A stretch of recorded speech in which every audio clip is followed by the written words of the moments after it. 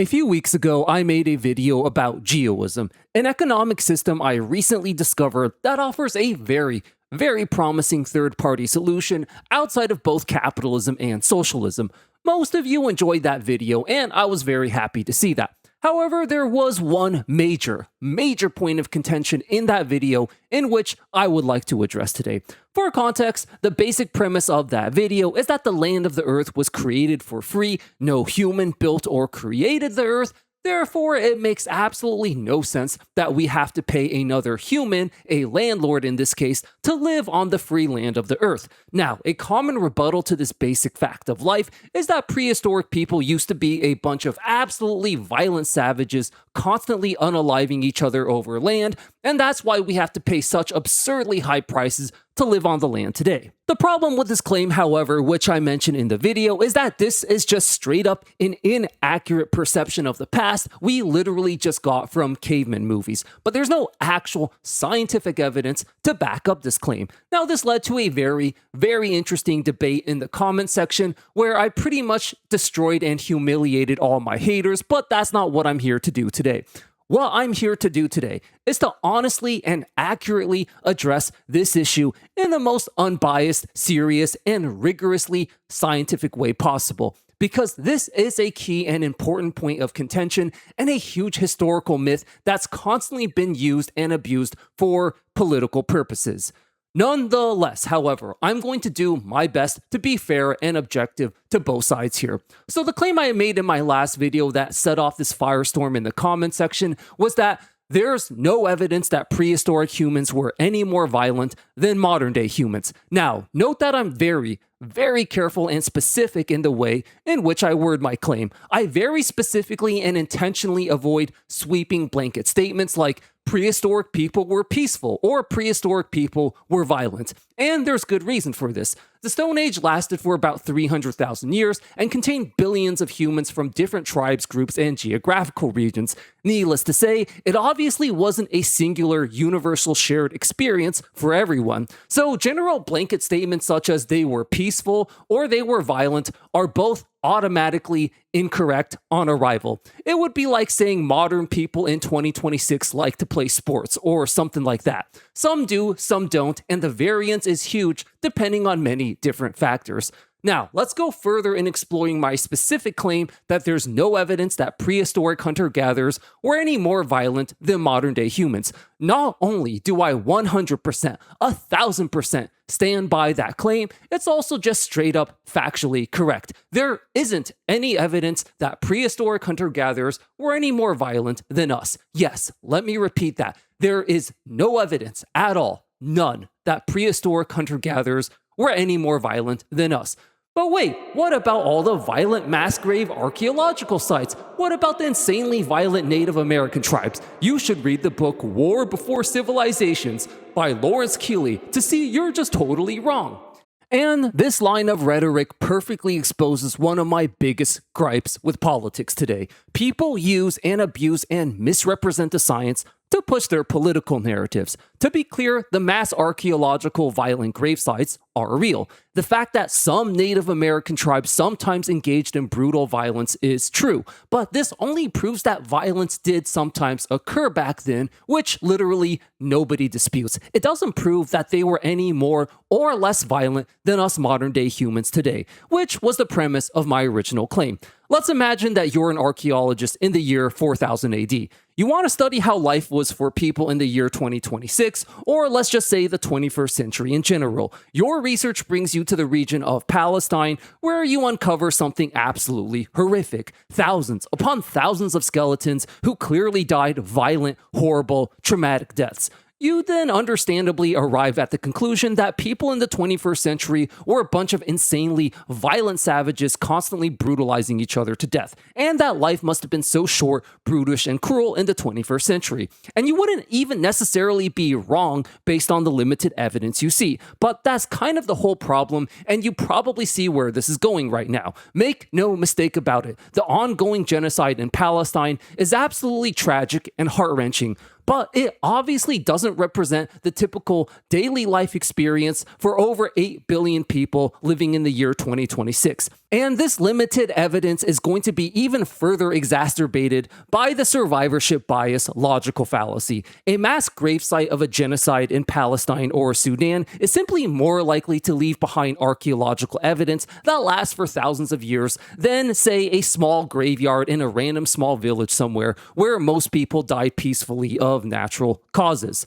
So, while we do have evidence that violence did occur in prehistoric times, we don't know how often it occurred. Were these mass grave sites a once-in-a-year type of event, once in a decade, or once in a century? No one knows for sure because we don't have a time machine. And thus, anyone saying they were either peaceful or violent as a general blanket statement is not being honest and likely abusing the name of science to push a political narrative.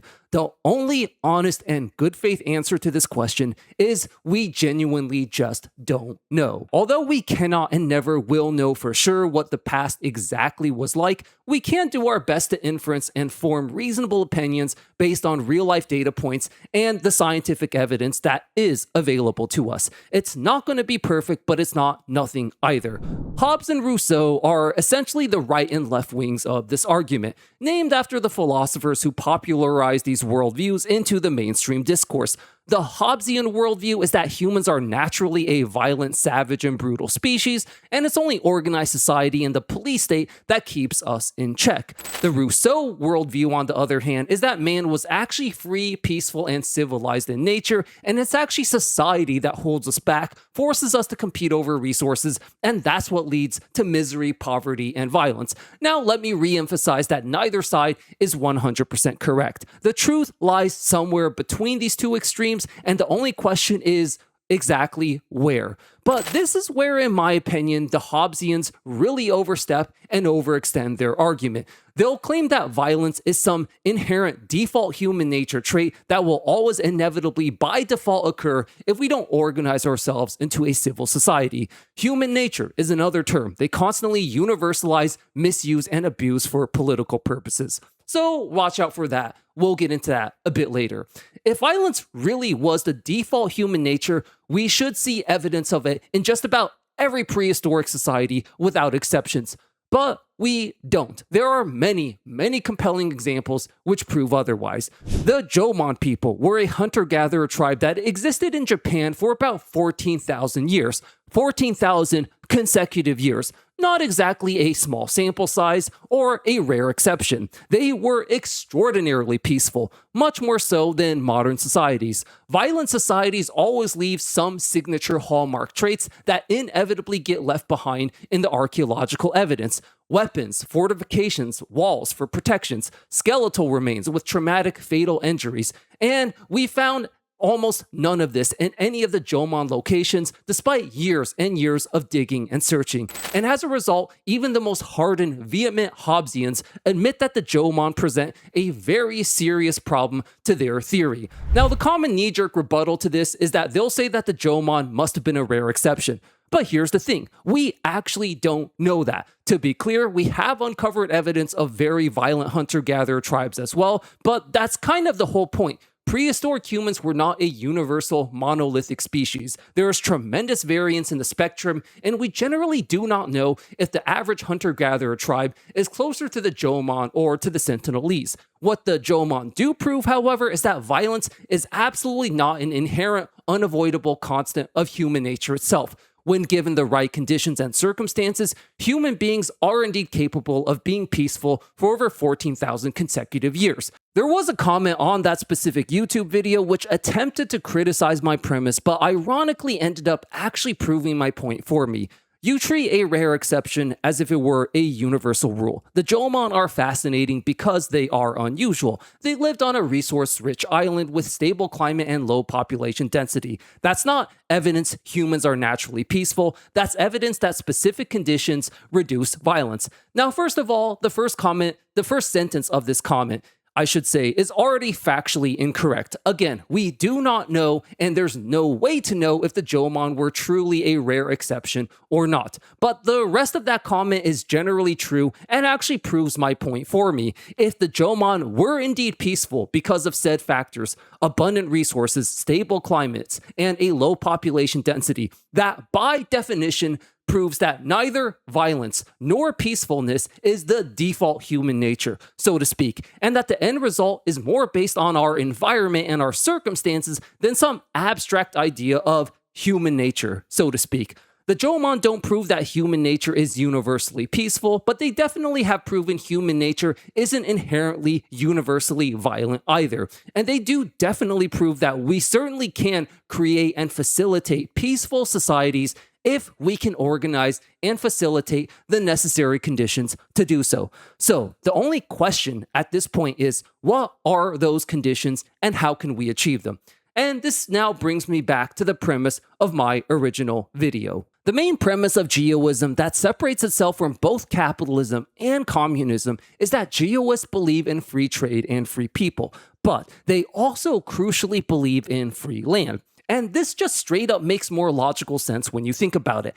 Capitalist logic is that nothing that requires the labor of another human being can be considered a human right. So, by their logic, by their very own logic, since the land of the earth did not require human labor to create, it therefore should absolutely be an inherent human right, and we shouldn't have to pay money for the right to live on the land that was created for free.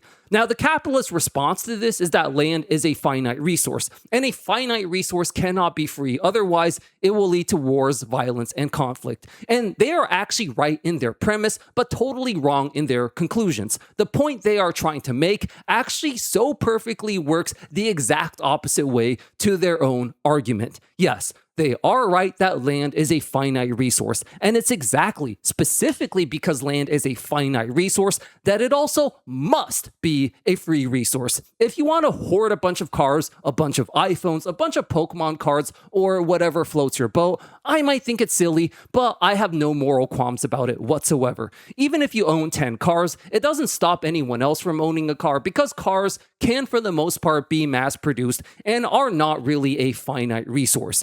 If, however, like the typical boomer, you hoard 10 vacation properties while charging young people exorbitant prices for a rent, that by definition excludes someone else from owning and living on the same piece of land. You can't magically produce more land in a factory for people to live on.